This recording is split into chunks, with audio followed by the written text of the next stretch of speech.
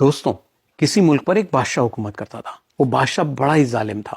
کسی سے بھی کہیں بھی کوئی بھی چھوٹی سی بھی غلطی ہو جاتی تھی تو وہ اسے اٹھا کے بھوکے کتوں کے سامنے ڈال دیتا تھا. اب اس کا ایک وزیر جو کئی سالوں سے اس کے ساتھ تھا اور کافی وفادار تھا, اس بیچارے سے ایک چھوٹی سی غلطی ہو گئی. بادشاہ نے جو ہے وہ ٹریڈیشن کے حساب سے اناؤنس کر دیا کہ بھائی اسے اٹھاؤ اور کل صبح بھوکے کتوں کے سامنے ڈال دینا.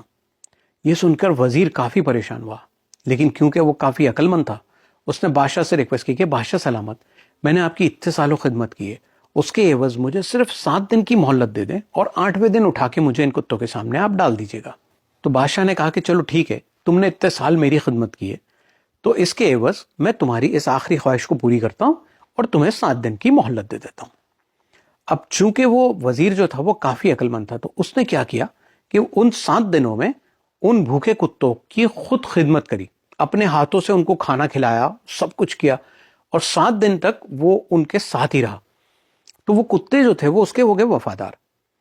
اب 8ویں دن جو ہے وہ صبح صبح بادشاہ نے سب کو جمع کیا اور کہا کہ اسے اٹھاؤ وزیر کو اور ڈال دو ان بھوکے کتوں کے سامنے. اب جیسے ہی اس کو وزیر کو بھوکے کتوں کے سامنے ڈالا گیا تو کتے جو تھے وہ اسے چاٹنے لگ گئے, اس کے ارد گرد گھومنے لگ گئے اور اسے پیار کرنے لگ گئے. یہ دیکھ کے بادشاہ بڑا پریشان ہوا. بادشاہ نے کہا کہ یہ کیا ماجرا ہے, ایسا کیسے ہو سکتا ہے؟